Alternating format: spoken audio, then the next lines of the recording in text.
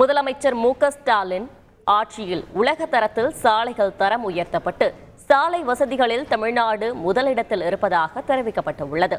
இது தொடர்பான அறிக்கையில் 4984 கோடியில் 577 கிலோமீட்டர் சாலைகள் 4 வழிச்சாலைகளாக அகலப்படுத்தப்பட்டு வருவதாகவும் 2465 கோடி மதிப்பில் 1710 கிலோமீட்டர் சாலைகள் 2 வழிச்சாலைகளாகி வருவதாகவும் தெரிவிக்கப்பட்டுள்ளது. 1610 கோடியில் 4581 கிலோமீட்டர் நீளச்சாலை ஓடுதள பாதையாகிறது என்றும் 1281 தலைப்பாலங்கள் உயர்மட்ட பாலங்களாக உயர்த்தப்படுகின்றன என்றும் கூறப்பட்டுள்ளது.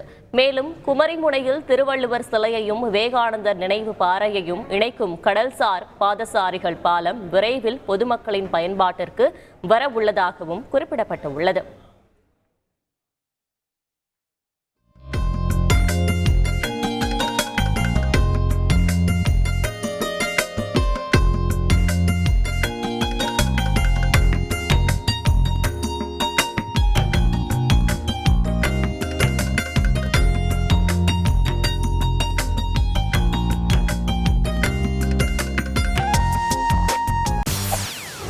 செய்திகளை உடனுக்குடன் தெரிந்து கொள்ள உடனே சப்ஸ்கிரைப் பண்ணுங்க.